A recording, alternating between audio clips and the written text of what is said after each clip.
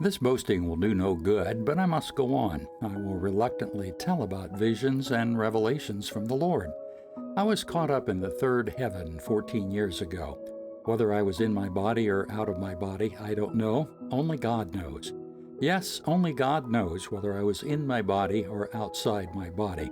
But I do know that I was caught up to paradise and heard things so astounding that they cannot be expressed in words, things no human is allowed to tell. That experience is worth boasting about, but I'm not going to do it. I will only boast about my weaknesses.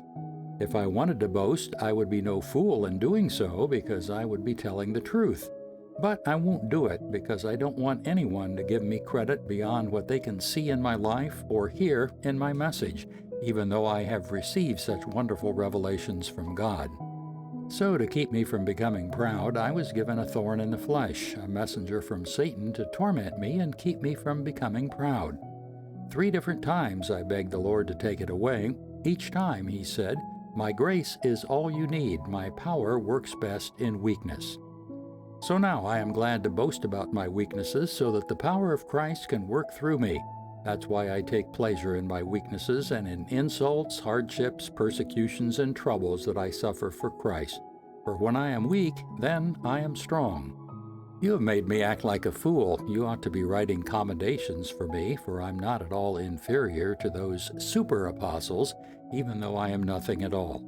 When I was with you, I certainly gave you proof that I am an apostle, for I patiently did many signs and wonders and miracles among you. The only thing I failed to do, which I do in other churches, was to become a financial burden to you. Please forgive me for this wrong. Now I'm coming to you for the 3rd time, and I will not be a burden to you.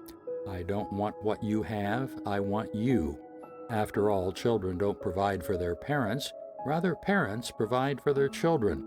I will gladly spend myself and all I have for you, even though it seems that the more I love you, the less you love me.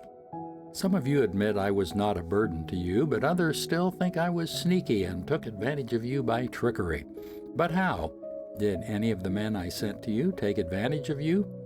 When I urged Titus to visit you and sent our other brother with him, did Titus take advantage of you? No, for we have the same spirit and walk in each other's steps, doing things the same way. Perhaps you think we're saying these things just to defend ourselves. No, we tell you this as Christ's servants and with God as our witness. Everything we do, dear friends, is to strengthen you. For I'm afraid that when I come, I won't like what I find, and you won't like my response. I'm afraid that I will find quarreling, jealousy, anger, selfishness, slander, gossip, arrogance, and disorderly behavior. Yes, I am afraid when I come again, God will humble me in your presence, and I will be grieved because many of you have not given up your old sins. You have not repented of your impurity, sexual immorality, and eagerness for lustful pleasure.